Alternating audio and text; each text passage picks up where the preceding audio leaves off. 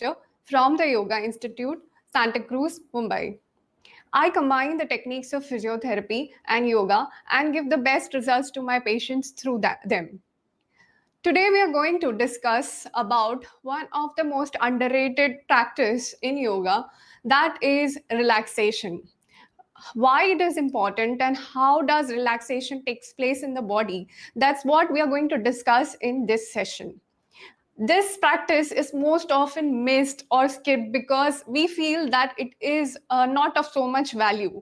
But do you know that relaxation keeps a very high importance in the practice of yoga? And if you want to modulate the tension in the body, it's very important that you relax really well. So before understanding the relaxation practice and how to do it, we need to first understand how is muscle tension generated in the body. Okay, so there is a certain amount of tension which is present in the body. Okay, how or what are the reasons for generation of muscle tension within the body? Okay, so can you guess what are the reasons why muscle tension develops in the body? You can write it down in the comment box. If you know any particular reasons why the tension in the muscles builds up in the body, you can tell me the normal reasons as well as the abnormal causes of muscle tension as well. So please write it in the comment box as to what can lead to muscle tension within the body. So few minutes for guessing what are the reasons for the muscle tension within the body, because with the relaxation practices we are going to relax this muscle tension that is built up in the body. So our body stores a lot of muscle tension. Wasteful tension is generated throughout the day that needs to be relaxed with the help of relaxation rituals or practices. Okay, we have a few answers over here. Jyoti ji says remaining in one position for a long period of time. Yes, absolutely correct. Arshia ji says overexertion or overuse of muscles. Absolutely. Shweta ji says muscles are not flexible, tension will develop. Correct. Manoj ji says due to toxic thoughts. Yes, mental also aspects are very important because because they also develop muscle tension. Thirumalai ji says too much workout. Absolutely correct. Pratibha ji says stress. Yes, absolutely right. Ravinder ji says over exercise. So we have a few very good answers. Vineet ji says extra stretching. Yes, Vineet ji, we will also consider some of the aspects or some of the asanas with the consideration to lower back flexibility over here. So we are going to go through it. Singh ji says anger. Okay, so yeah, anger. Yes, definitely. So emotions lead to a lot of muscle tension. Absolutely correctly observed. Manesh ji says, okay, what is the difference between tension and stiffness? I would come to that. That's a very good question. Srinivas ji says wrong diet or inactivity. Absolutely, yes. Ujjwala ji says, okay. I will try to speak in Marathi, but we will keep more of the language which is understood by all. So English and Hindi, I think I will try to limit myself to that.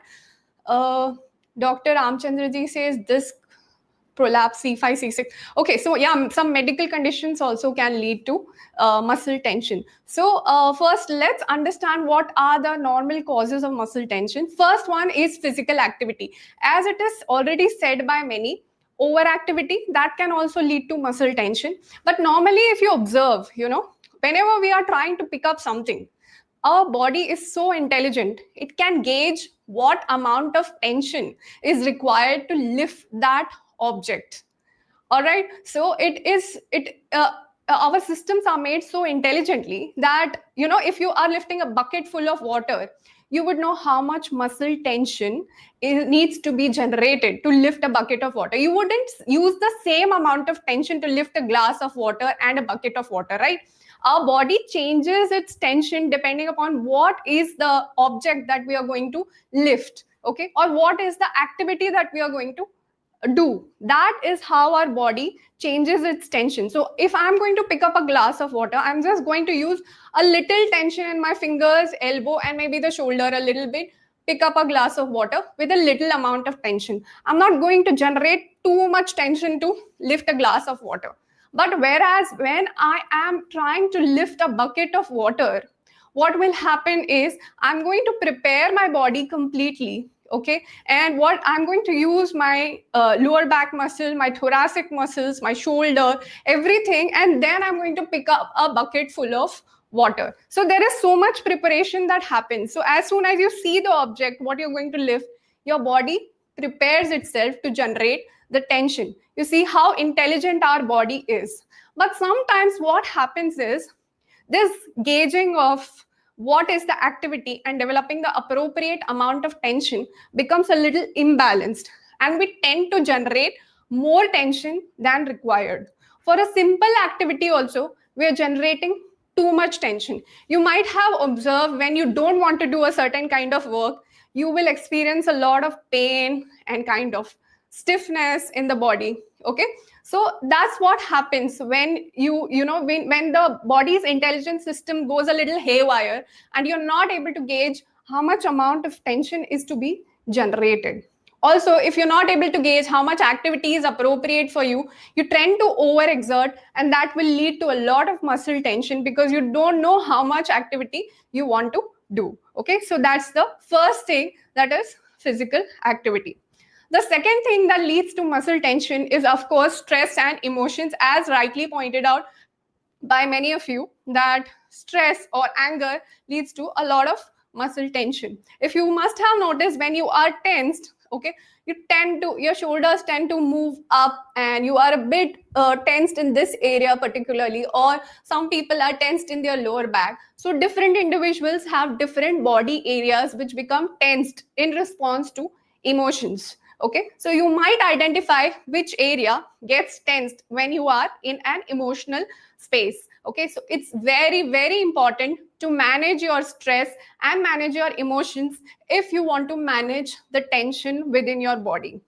Okay, the third thing is the posture. As rightly pointed out by one of you, is when you sustain a particular posture for a very long period of time, the muscle tension develops. So I have seen this in a lot of desk job workers. They tend to sit like this, and there are particular muscles, which develop tension. For example, the chest muscles develop some tension. Okay, the abdominal muscles develop some tension. Okay, so this kind of posture actually leads to a lot of tension in different areas of the body. Okay, and that's how it is sustained over a period of time. So a sustained posture can also lead to development of muscle tension in different muscles of the body. And of course, when you develop tension in one particular muscle, it becomes contracted or shortened. The opposite muscle will become lengthened, okay, and weak, and that's how imbalance will develop slowly in the body. Okay, so you need to figure out what muscles are developing tension and release them immediately. Okay, if you want to keep your body in good health. So that's the next thing, third thing, that is the posture. The fourth thing that is very important is dehydration. That can also lead to a lot of muscle tension. So if your muscles are not properly hydrated, the fluidic movement doesn't happen within the muscles or the joints, and that's why what happens is there is more tension is generated as compared to what is required. Of course, you can understand when there is no fluidic movement within the body, what will happen, the tension required will be really more, because the body has to overcome the friction, or the inertia becomes more when there is no fluidic movement within the body. So it's very, very important to keep yourself hydrated so that the muscle tension is not increased to a great extent. Okay, another thing that is very, very important is some underlying medical condition. Like somebody said that C5, C6, that prolapse disc, or some other medical conditions like fibromyalgia. Okay, that can also lead to a underlying muscle tension. That's generally related to a long-term stress. When the stress is long-term, slowly your muscle starts to develop the tension at a resting state as well.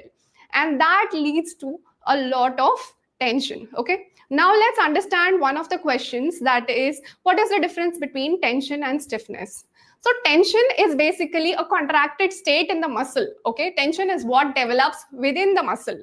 Okay, so what happens, normally a muscle has a particular length, but when it comes in a contracted state, it shortens a bit, then the tension or the stress within the muscle is increased, and the result of that is stiffness. Okay, so because of the contracted state of the muscle, the joint is not able to move completely. So if my biceps is becoming tensed, okay, so what will happen is I might not be able to extend my elbow fully. Okay, so the result of tension is stiffness. What happens because of tension is stiffness develops, or the range of motion of the joint becomes restricted.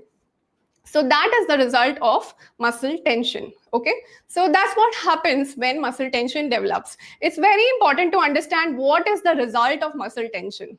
Okay, so I gave you an example of the biceps. Okay, when the biceps is shortened, my elbow won't be able to extend completely. Okay, it will get restricted. So a result of muscle tension is restricted range of motion. So movement will get restricted. This is one. Another result of muscle tension is your movement may become altered. So what is a normal movement will become altered, and the movement will change. For example, when I'm doing Pavan Muktasana, I'm taking the leg up and taking it towards my abdomen. All right. So what happens is when there is the muscle tension is developed, sometimes you might see that the inner thigh has developed the muscle tension. Okay. In that case, what will happen is when I take my thigh up, my leg will automatically move towards the inner thigh. So towards the inside. Okay. So because the tensed muscle will pull your leg towards its direction. And if you don't notice this and you keep doing Pavan Muktasana in this way, eventually you might either develop pain in the hip or knee, or maybe the lumbar spine. So you see how muscle tension can alter the movement, and it can lead to aches and pains in different joints. All right, so it is very important to tackle, to understand that there is muscle tension, to address it appropriately with relaxation practices, and to correct it on a daily basis. So let's go on to understanding how to modulate this muscle tension in your yoga practice. So we are going to understand how to perform the asanas and how to modulate the tension in the yoga practice. All right, so I hope this is clear why muscle tension develops and what it results into. So we are going to tackle it now. Daraji, nice to see you too. Diksha ji, I feel bell or bang when I straighten my knee. I have this. I did not understand the bell or bang. I did not understand what does that mean. Can you please be a little more, detailed maybe in explaining that? I hope you are able to hear me. Aparna ji, can you hear me? Okay, all right. So now we are going to move on to how to modulate the tension within the body through the yoga asanas. Okay, so always start with a conditioning practice, which I have always been saying. Okay, it's very important to start with a conditioning practice. So let's go on to it, and we will slowly move on to the asanas, and I'm going to explain to you how tension can be modulated while performing the asanas. So let's start with Sthit Prarthanasana first. Legs together. Okay, keep your vision in front of you at one single point. You can join your hands together on your chest. And slowly close your eyes. If you feel that you are losing balance, you can keep a little distance between your feet, or else you can also keep your eyes open.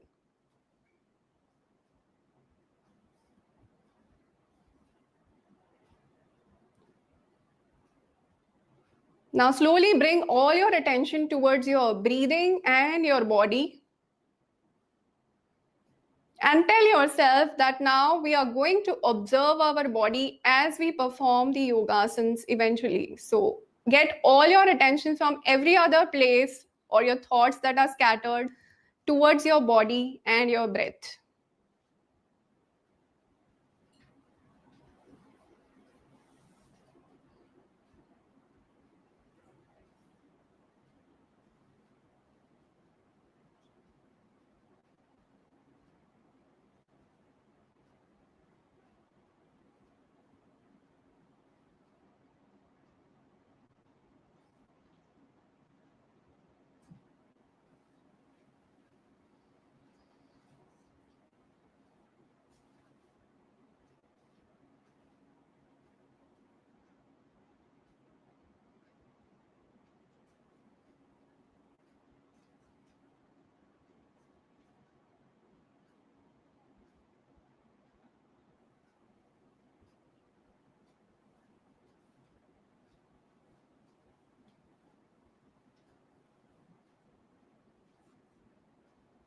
Slowly relax and release. We're going to do a quick warm up. Okay, warm up is very important to understand the base tension within your body. Okay, so you can realize what is the amount of tension within the body with a good warm up. Okay, where all you are restricted in range of motion, that's what you can come to know when you do a warm up. So can you imagine how insightful a warm up also can be? All right, so we will start with cervical movements. Okay, so just take your neck up and down 5 times. 2, 3, 4, and 5. Even this movement can tell me how much my neck is able to go behind and forward. Okay, so that judgment can come with a warm up also. Okay, next we are going to rotate our head. So turn your head towards either sides. 1.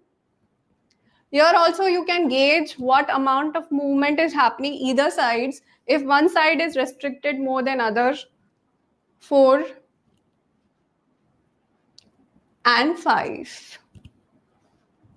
Okay, the next thing is we need to go get our ear to the shoulder. So 1, 2,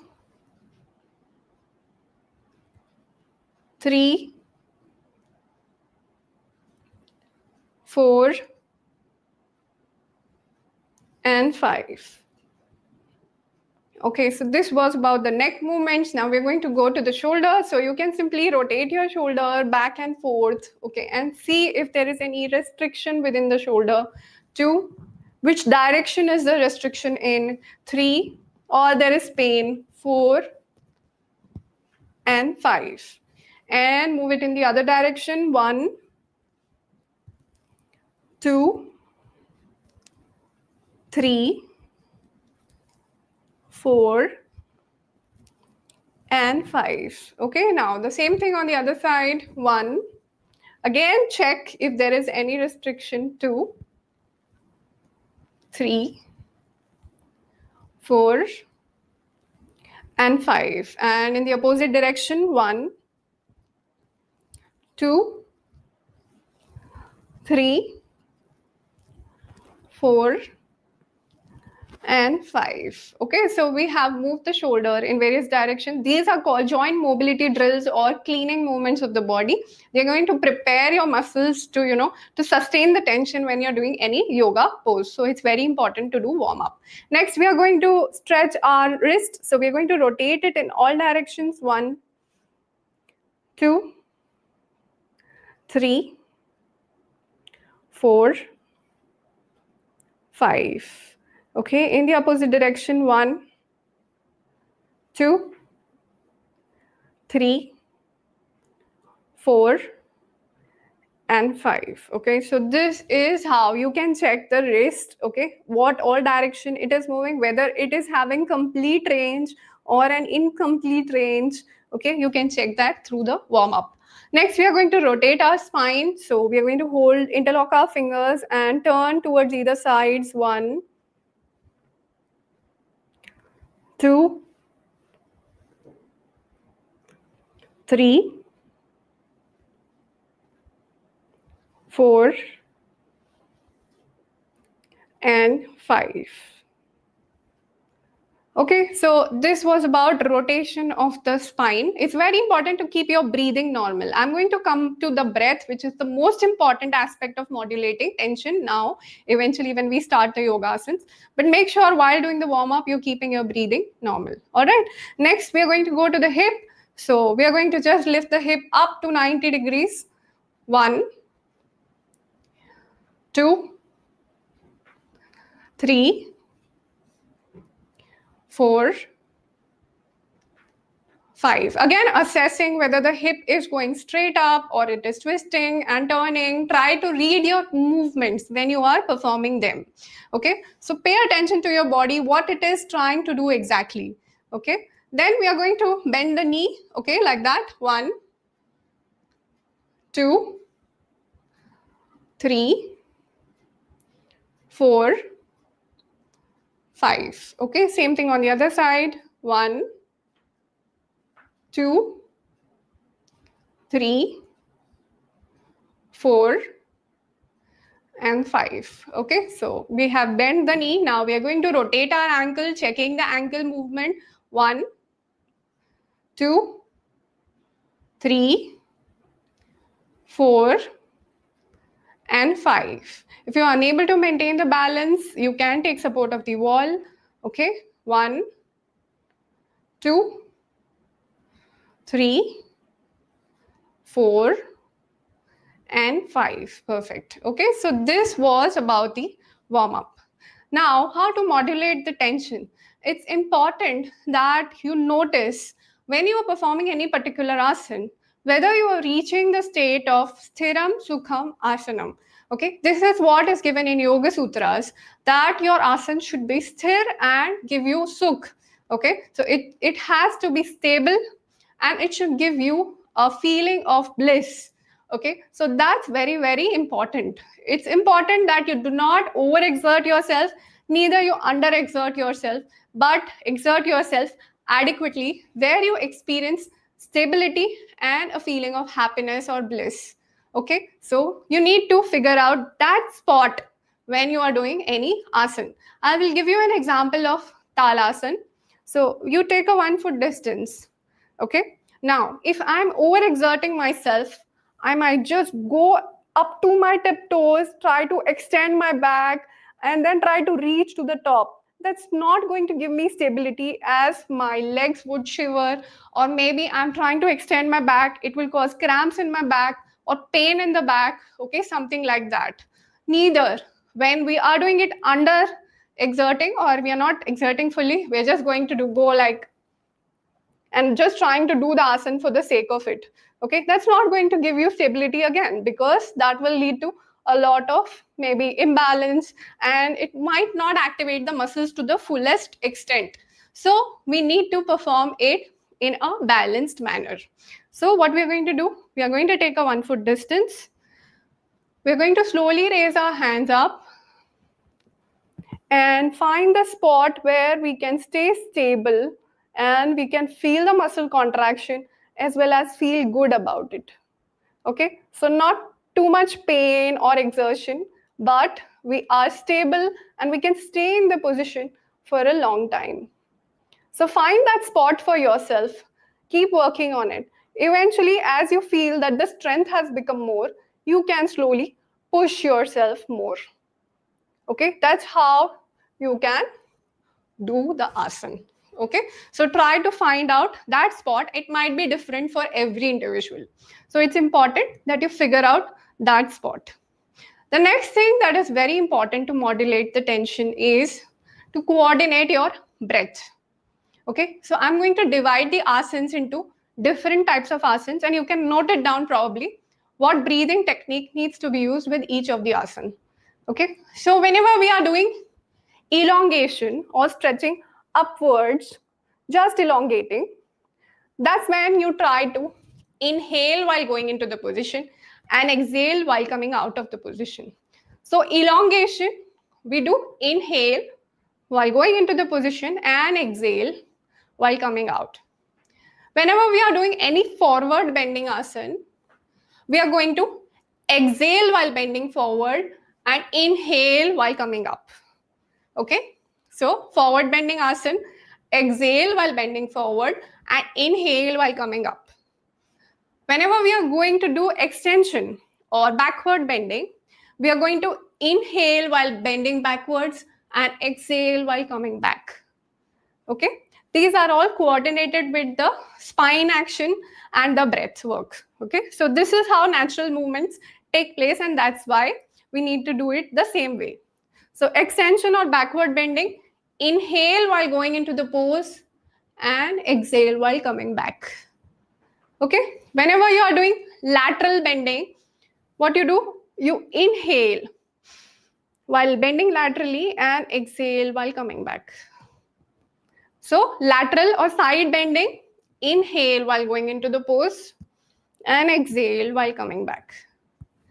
Deep lateral bending, when you are bending really deep. Okay, so what you're going to do, you're going to exhale while bending and inhale while coming back. So a deep lateral bend needs exhalation, and inhale while coming back. Okay, that's a deep lateral bend. Okay, whereas a small lateral bend or side bend is inhale, opposite of that. Inhale and exhale while coming back. And last but not the least, the rotation component. You're going to exhale while rotating and inhale while coming back. Exhale while rotating and inhale while coming back. Okay, so this you need to remember, it's mostly standard for most of the asanas. Okay, there can be a minor difference here and there, but mostly this is the standard way of doing any particular asana. All right, so we are going to perform the asanas with this concept in mind, as breath can coordinate the tension tremendously. It can actually take away all the unnecessary tension that is generated in the muscle if you coordinate your breath with the muscle work. Okay, so it's very important you follow the breath work as you are performing any yoga asana. All right, so I hope this is clear what different asanas you're going to use, different breath works. Okay. Diksha ji, okay, there is a kind of bang feeling sound in my knee when I straighten my leg after bending. I think ITB stretch, it doesn't pain. So you mean to say there is a kind of click or a sound when you are straightening the knee? Yes, it could be. There could be, the reason could be IT band stretch. If the IT band is too tight, then it can lead to a sound, a clicking sound.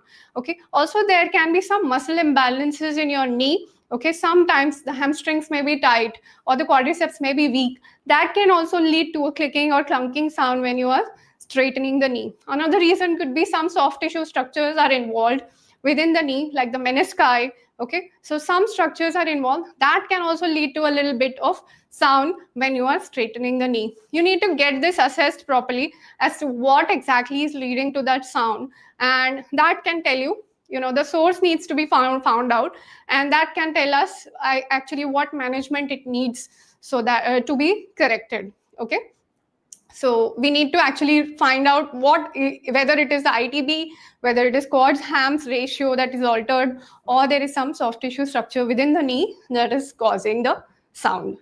Okay, so next we are going to start with talasana. So take a 1 foot distance, coordinating with breath. Okay, so we start with inhalation. As I said, elongation leads to inhalation. So inhale, 1, 2, 3. Find the correct spot for you. Stay there. Normal breathing. 1, 2, 3, 4, 5, 6. Exhaling. 1, 2, 3. All right, so I was breathing throughout the transition. It's not that I started breathing initially and then I left the breath. No. When I was going up, I was breathing throughout the transition. So make sure you are breathing like that. And that's why this 3-6-3 count, it becomes very easy to breathe like that. Okay, so we'll repeat it again. Inhale. 1, 2, 3. You can hold the breath if you're not hypertensive or you don't have any breathing issues. Otherwise, breathe normal. 2, 3, 4, 5, 6. Exhale. 1, 2, 3. All right. You can hold the position up to 30 seconds as well if you want to, actually strengthen your muscles and make your posture better. Okay, so you can hold this position for 30 seconds as well. Right now we are doing 3-6-3 to coordinate our breath as well as to generate a good amount of tension and activate the muscles correctly. Okay, now we'll repeat it once again. Last time, inhale. 1, 2, 3. Stay there. 2, 3, 4, 5, 6. Exhale. 1, 2, 3. Okay, so breathing, the way you go into the pose, very, very important. Okay, so make sure you are going smoothly into the pose and coming out smoothly and not with a jerky way. All right, so this was Talasana 1. Next, we are going to do Konasana 2, just to show you the breath work. So we are going to take a 2-2.5 foot distance. We're going to take our right hand up. Inhaling, because side bend, so inhale.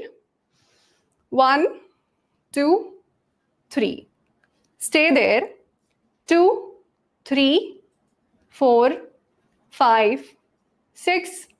Exhale. 1, 2, 3. Again, finding the correct spot where you can be stable and you don't experience immense pain within your body, but a good stretch to the muscles. Okay, so find that spot for your body. Okay, if you are not finding that spot and you're forcing yourself too much, your body might tend to tilt front or back. Okay, it might change the direction of motion. Okay, so you need to figure out whether it is changing the direction of motion. If it is changing, that means you have gone beyond the spot where you need to hold. Okay, so we're going to do it on the left side. Inhale. 1, 2, 3. Stay there. 2, 3, 4, 5, 6. Exhale. 1, 2, 3. Okay, we will repeat this again. Take your right hand up. Inhale. 1, 2, 3. Stay there. 2, 3, 4, 5, 6. Exhale. 1, 2, 3. Repeat this on the left side. Inhale. 1, 2, 3. Stay there. 2, 3, 4, 5, 6. Exhale. 1, 2, 3. All right. So this was Konasana 2. Next, we are going to do standing Vakrasana, wherein we are going to rotate our body. So again, take 2.5 foot distance between your feet. We're going to take our hands up. Inhale at the place. Exhaling. Rotate. Stay there. 1, 2, 3, 4, 5, 6. Inhaling, come back. 1, 2, 3. Exhale and rotate. 1, 2, 3. Stay there. 2, 3, 4, 5, 6. Inhale, come back. 1, 2, 3. Exhale. 1, 2, 3. All right, so we see how rotation you need to accompany with exhalation. Okay, so I'm going to show this asana from the side view so that you can see my arm movements. We're going to inhale. 1, 2, 3. Exhale. 1, 2, 3. Stay there. 2, 3, 4, 5, 6. Inhale. 1, 2, 3. Exhale. Other side. 1, 2, 3. Stay there. 2, 3, 4, 5, 6. Inhale. 1, 2, 3. Exhale. 1, 2, 3. So this was standing Vakrasana, rotation asana. So you need to accompany with exhalation. Always, whenever you're doing any exhalation asana, you need to start with inhalation first and then go to exhalation. Okay, so don't start with directly exhaling. Make sure you take a full deep breath, inhale first, and then start exhaling and moving into the pose. Next, we are going to do is flexion, forward flexion asana, that is Hasta Padasana. Make sure if you have slip disc, okay, or you have any kind of listhesis in the spine, do not perform this asana. Okay, so now we're going to do is first inhaling, go into slight extension, exhaling, bend forward with knees straight and try to touch the ground. Stay there, surrender yourself to the gravity. 1, 2, 3, 4, 5, 6. Inhale, take your hands up. Use your back and leg muscles and come back up. Okay, it's very, very important to see how you're going down and how you're coming back. So correct muscle tension needs to be generated. If you go down like that and you come back anyhow without, using your arms, etc., you might, unnecessarily create some tension in other areas of your body. So it's important to understand how to go into the asana and how to come back. So we're going to repeat this again, legs together. Inhale, 1, 2, 3. Exhale, 1, 2, 3. Stay there. 2, 3, 4, 5, 6. Inhale. 1, 2, 3. Exhale. 1, 2, 3. So this was one of the forward bending asana. Okay. Here, if you feel more stress in the lower back, that means that your lower back needs strengthening. You should feel some stretch in the legs, but not in the lower back. Next, we're going to go for an extension pose so as to see what breathing you need to follow. So keep a 1 foot distance, and we're just going to bend backwards. Keep your hands at the hip level. Okay, and inhaling, bend backwards. 1, 2, 3. Stay there. 3, 4, 5, 6. Exhale. 1, 2, 3. Okay, so if you are suffering with any anterolisthesis or hypertension, please do not perform this asana. Okay, make sure that you are performing as per your comfort. Okay, so again, we will repeat this. Inhale. 1, 2, 3. Stay there. 2, 3, 4, 5, 6. Exhale. 1, 2, 3. So this was just to show you what you need to do with the backward bend. Now going for a deep lateral bend that I mentioned. So you take a 3.5 foot distance between your feet. Turn your right foot outside. Take your hands to the shoulder level. Okay, now inhale over here. And exhaling, bend towards the right side from your waist. So a deep lateral bend. Okay, stay there. 1, 2, 3, 4, 5, 6. Inhaling, come back. 1, 2, 3. Repeat this on the other side. Inhale at the place. Exhale. 1, 2, 3. Stay there. 2, 3, 4, 5, 6. Inhale. 1, 2, 3. And relax. Exhaling. Okay, once again. Inhale. 1, 2, 3. Exhale. 1, 2, 3. Stay there. 2, 3, 4, 5, 6. Inhale. 1, 2, 3. Turn the other foot out. Exhale.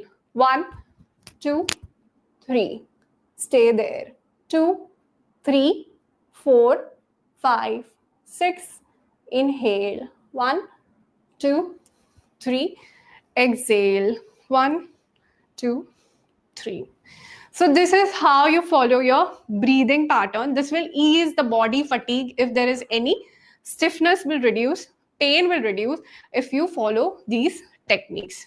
Okay, so it's very important you follow the breath work properly and you transit very smoothly, like it should be like a moving meditation for you when you are performing any asana. Okay, we're going to look into some restorative poses, okay, which are going to ease out body stiffness and pain. Like Vaniji said, I have arthritis, it causes stiffness in my whole body, joint pains and walking difficulty. So you need to gradually start moving with breath work, just I explained right now. Okay, slowly start moving your joints with breathing, okay, and move it smoothly into the position and smoothly out of the position. Any particular movement, it could be a simple wrist extension and flexion also. Okay, try to do it as smoothly as possible. Try to make it a habit on a daily basis. Slowly and steadily, you will see that the body fatigue, pain, and stiffness is reducing. Okay, next. Shweta ji says autoimmune causes stiffness and lack of mobility, hip joint pain, difficulty while walking. So autoimmune conditions need a good medical management as well. So you need to make sure that you are taking medicines for the same as well. Along with that, it's important what autoimmune condition you are suffering from to understand the mechanics of it. And then probably we can figure out as to how we can work on the same. Okay, but a general regular exercise routine like a yoga practice can really help you to dissipate the pain, reduce the inflammation, and reduce any kind of stiffness that is developing. All right, so we're going to see some restorative poses which you can maintain for a long period of time and can ease out something like a lower back stiffness, etc. Okay, so I'm going to show you one in sitting and the others in lying down. So one is the child's pose, wherein you need to sit in the kneeling position. You need to keep your legs or the feet like that, and then slowly drag yourself into forward bending. Stay there in this position.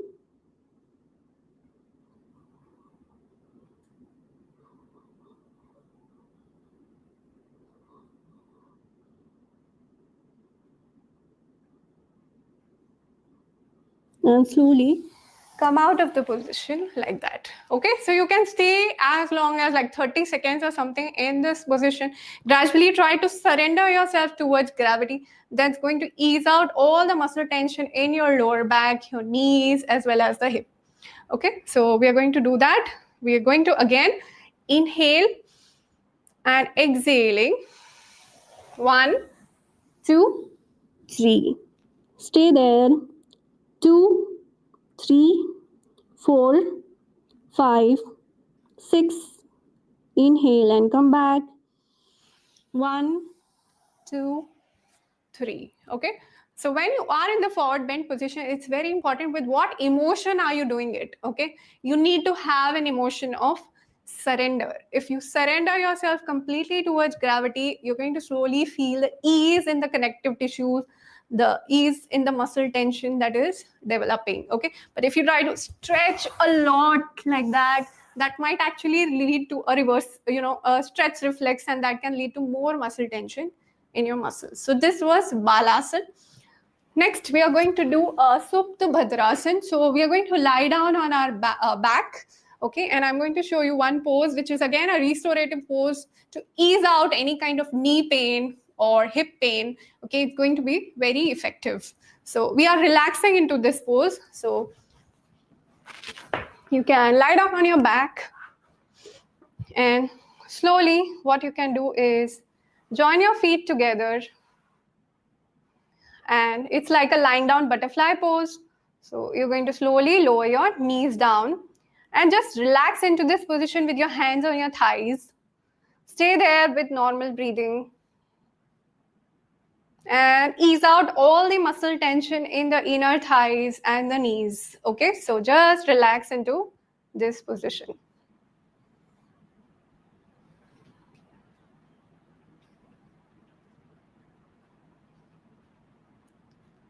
Slowly get your knees together and straighten your legs. You can again hold this position for 30 seconds to 1 minute, again with a normal breathing. Next, we are going to repeat this once again. Join your feet together. Let your knees surrender towards gravity, fall towards gravity. Okay, and slowly let it ease.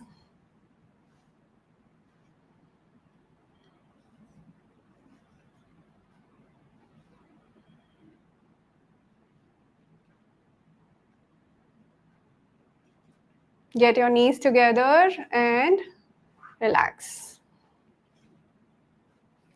Okay, so this was Supta Bhadrasana. We're going to do Supta Matsyasana. Okay, it's a little more difficult pose, but just to show you how it is to be done. If you are able to do it, it's good. If you're having some knee problems, some back problems, I would advise you not to go for this asana. So we are going to go into Padmasana. Okay, and then we are slowly going to lie down on our back. This is Supta Matsyasana, and keep our hands on the abdomen, or we can keep it overhead, holding the elbows like that, and just relax our legs into gravity. Stay there with normal breathing. 1, 2, 3, 4, 5, 6, 7, 8, 9, 10. And slowly relax and release your legs. Okay, this is going to cause a lot of stretch in the pelvic area and ease out any kind of lower back pain that you might have. Okay, so this was Matsyasana, Supta Matsyasana. Next, what you can do is, there is Supta Vakrasana. That's also going to ease a lot of tension in your lower back. So you can keep your hands at the shoulder level and slowly twist your body towards one side and head towards the other side. How much ever you can. Stay there. 1, 2, 3, 4, 5, 6. Come back to the center. And to the other side. 1, 2, 3, 4, 5, 6. And come back to the center.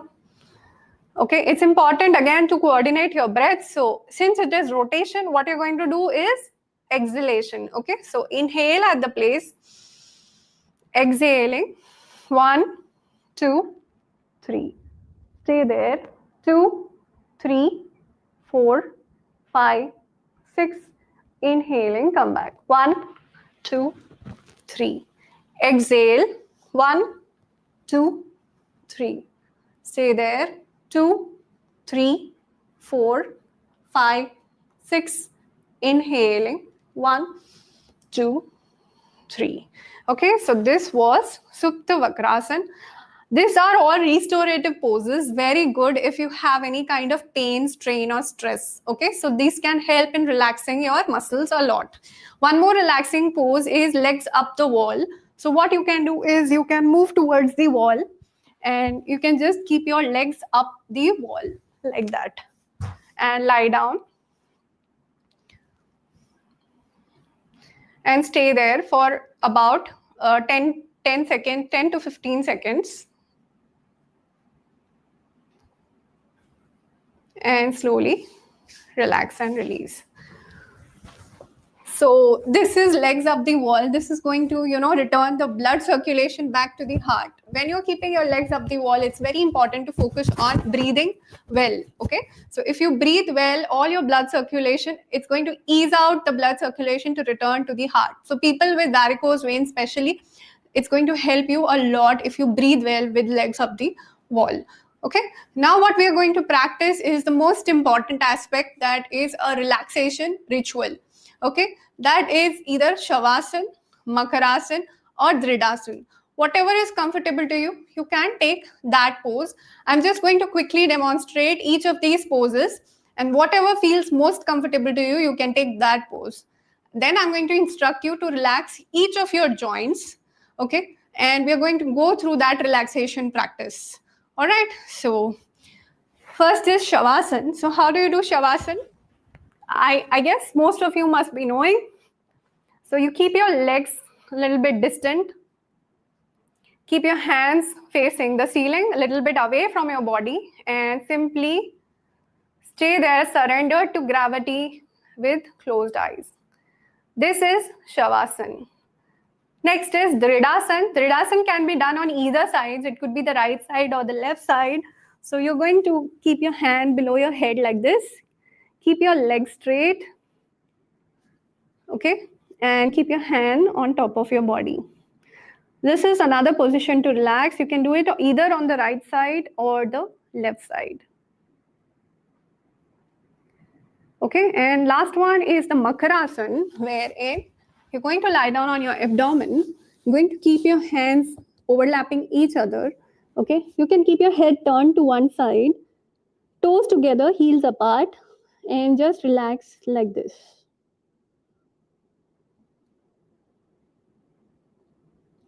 Okay, so these are the three poses. People with any kind of kyphosis or rounded back may not be able to perform Shavasana very nicely. So it's recommended for them that you can go into Dridasana or you can go into Makarasana. But those who can do Shavasana, we are going to quickly go through Shavasana practice. Okay, so a relaxation ritual. So take any one of the position, relaxation position. You can remove your specs and keep them aside.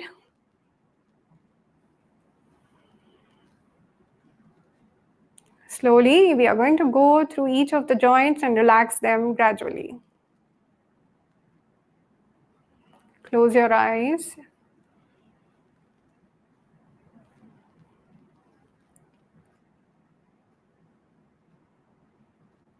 Relax your toes.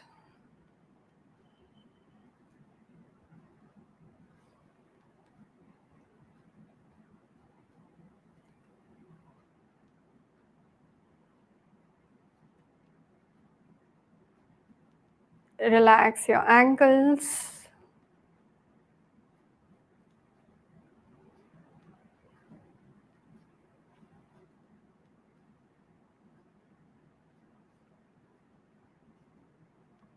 Relax your calf muscles.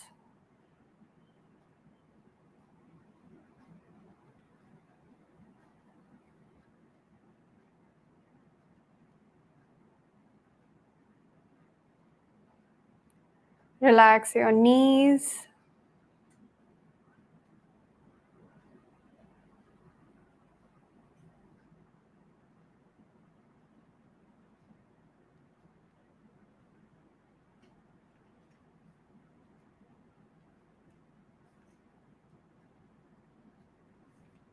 Relax your thighs.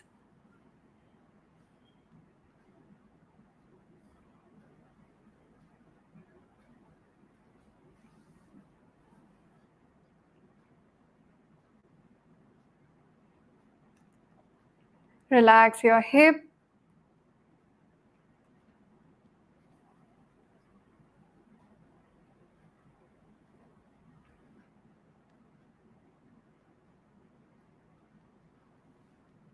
Relax your pelvic area.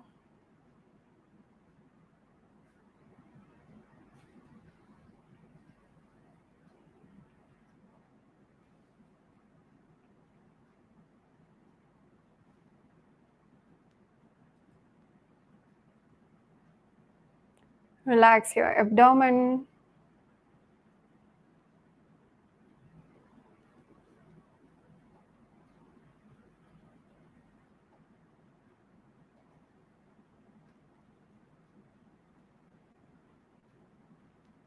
Relax your chest.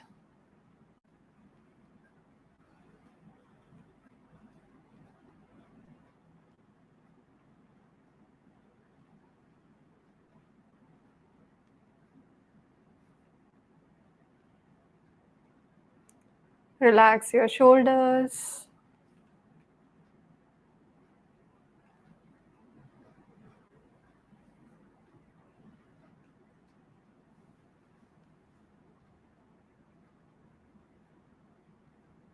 Relax your elbows.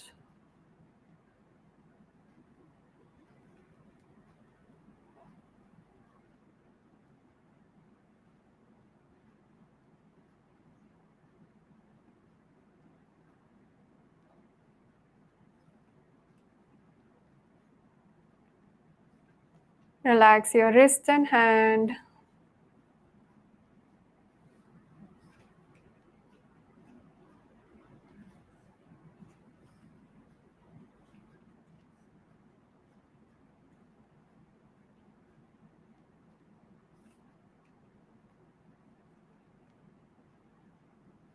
Relax your neck.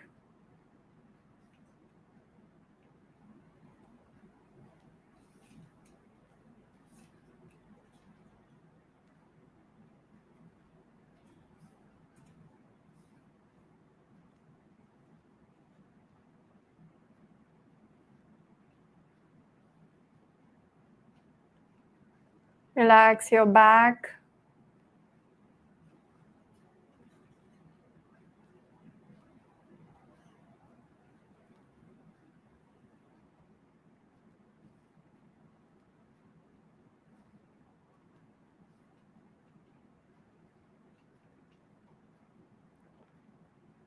Relax your face.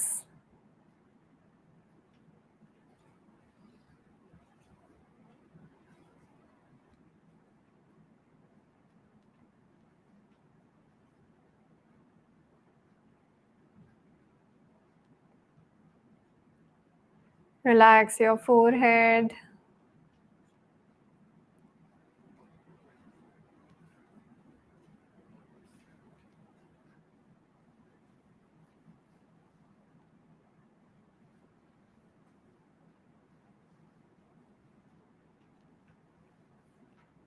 Relax your head.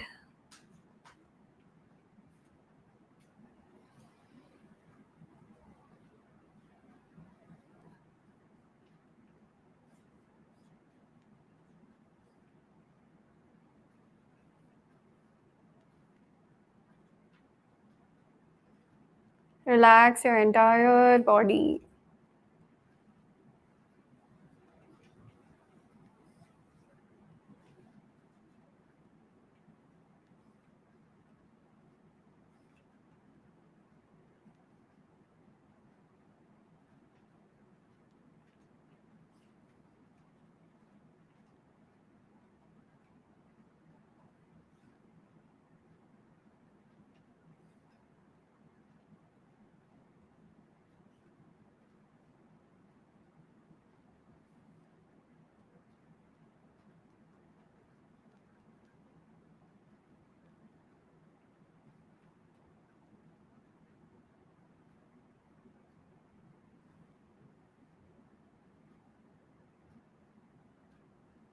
Once you have completely relaxed, you can slowly move your fingers and toes.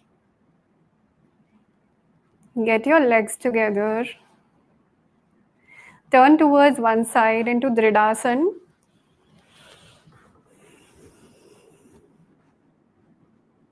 Keep your eyes closed.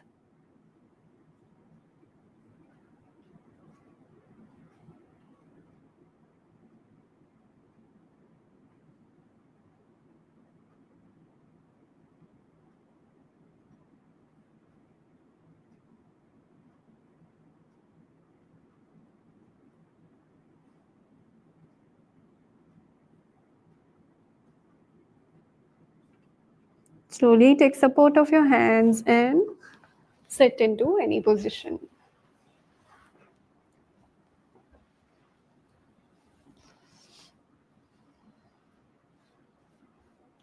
We will do 5 rounds of equal breathing. So inhale, 1, 2, 3. Exhale, 1, 2, 3.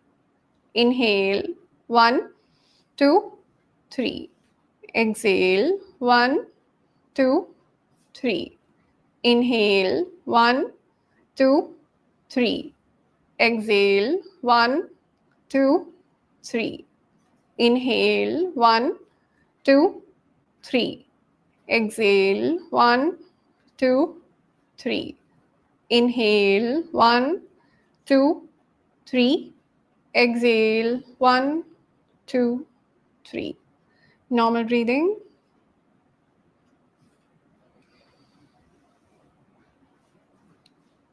Slowly rub your palms. Keep it on your eyes. And you can slowly open your eyes. Okay, so this was a quick relaxation practice which you can do on a daily basis in your routine. Okay, so I have a challenge for you that is called a relaxation ritual week. So you're going to practice relaxation techniques like Shavasana or Makarasana at the end of the day.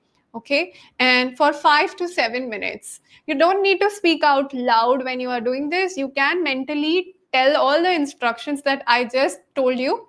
Okay, you can mentally read that instructions and relax each of your joints and do that for the entire week. You can click a photograph and upload this practice of yours on Instagram and tag TimesHealth Plus. Also, do follow TimesHealth Plus on Instagram and YouTube channels for more updates, tips, and recommendations. So this week, this is the challenge for you. Also, make sure you practice this techniques that I have told you. I have 2 questions over here. That is, I'm having IBS gut issue. My bowel is never clear. Is there any special yoga for this, or is it advisable to do yoga?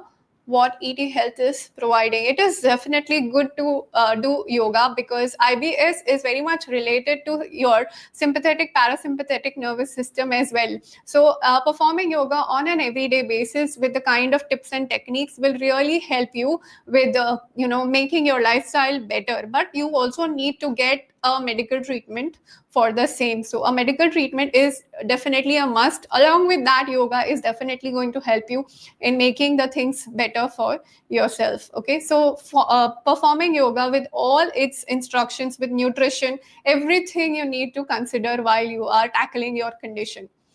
Okay, Can people with osteoarthritis do butterfly posture? Yes, you can do butterfly posture, but make sure that you are in the comfort zone. So if your comfort zone is over here, you need to just keep your knees like that, okay? You do not need to force your knees into bending further and trying to create a lot of range of motion. No.